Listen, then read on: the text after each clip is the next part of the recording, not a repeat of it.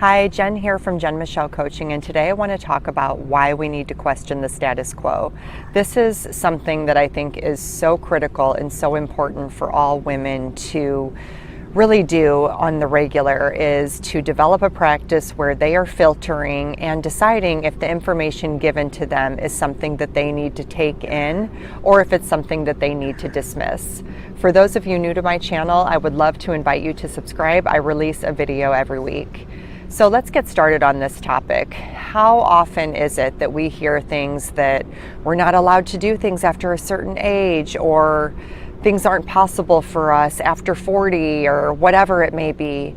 If we've been divorced, then it's going to be really hard to get back up.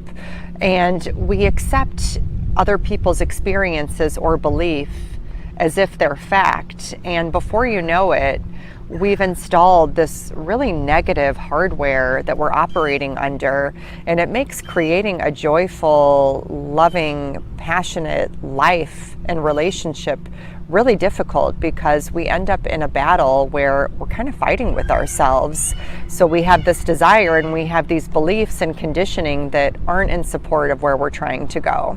It's always exploration and just honest truth that inspire change. And so we want to always meet any kind of belief or anything that we've taken on with curiosity and questioning to make sure that it's serving our greater good.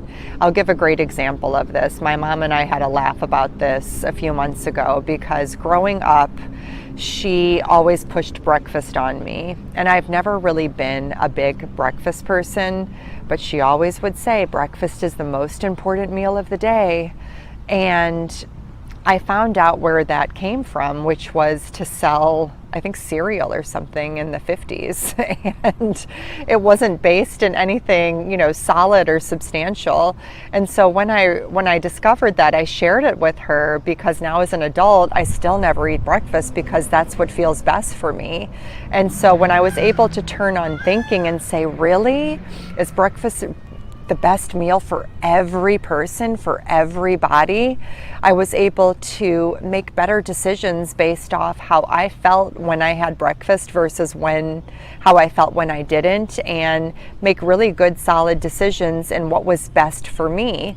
And so that can lead us to think, with how many other things do we do this with? How many areas of our life do we just unquestionably operate as if it's completely rooted in fact, when it's not? We've just automated other people's belief systems or beliefs in general. So let's dive deeper into this. So number one, just like we talked about, we want to turn on thinking.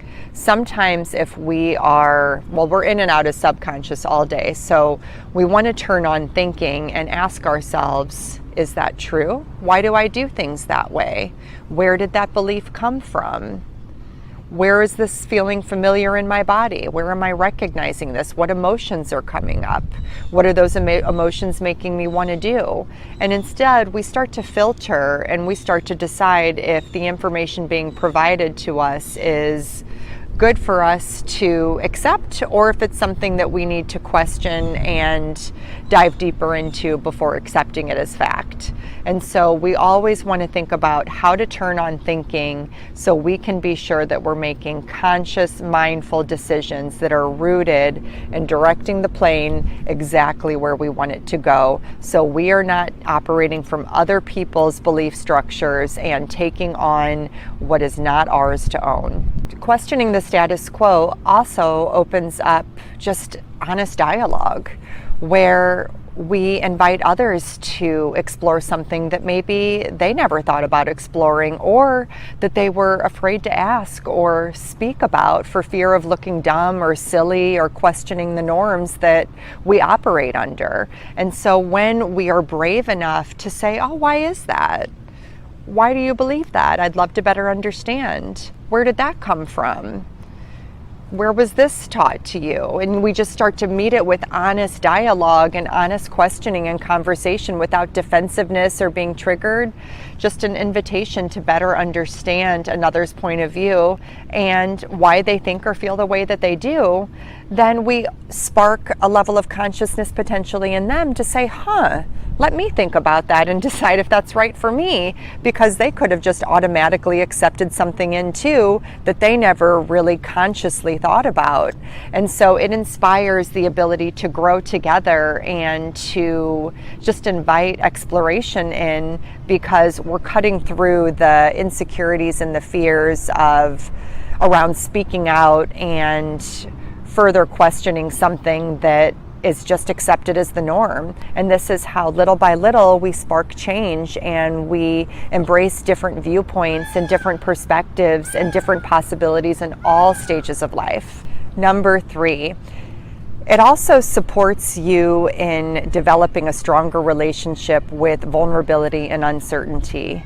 It's hard to be the one that raises the hand and says, why is it that way? Or I'd love to understand that. I'm feeling confused, and to own something where everybody else is just, okay, just accepting it at face value. So it takes a lot of courage, as I talked about in step 2, but it also takes a lot of vulnerability in the sense that you don't know how you're going to be received by putting yourself out there. And so it really strengthens our relationship with resiliency, meaning that we're showing up just as we are and we're trusting that we can handle it, and we're vulnerably putting ourselves out there in a way where we're getting more and more comfortable with uncertainty by bringing an openness and a curiosity to something, and perhaps meeting a statement with inquiry in a way that hasn't been done in sometimes decades. And so this is a beautiful way of bringing awareness not only to yourself but to others. And so it makes me think of like an example of the grandmother who doesn't believe that if you're divorced with children or something, you're ever going to find love again. And we want to make sure that we question that, because is that really true, or is that just her belief structure, and do we want to take that on? And if there is a divorced woman with kids who wants love again, of course, she does not want to take that on. And so we want to look at that and make sure that we're not accepting that as fact, but just as that other person's experience. And that doesn't need to be ours, because we ultimately get to decide what's possible for us. And if we search for evidence to support what we do want, we are really growing and watering those flowers and creating beautiful possibility and intention in our life. And so we get to choose to focus on that and really create intentionally versus defaulting to the status quo and accepting what information is just widely supported, and instead turning on thinking and making decisions that are rooted in what you want for your own life. So I hope that this is helpful in better understanding what turns thinking on and off, and what is on default, and where we can kind of wake up a little bit more and bring more consciousness to our life. If you would like more information on me and what I do and my different programs, please check out my website, jenmichellecoaching.com. I release blogs pretty regularly. You can also sign up for my newsletter, Magnetic Sensitivity, to receive my complimentary guide, as well as my email offerings as well. Have a beautiful week, and I'll see you soon. Bye.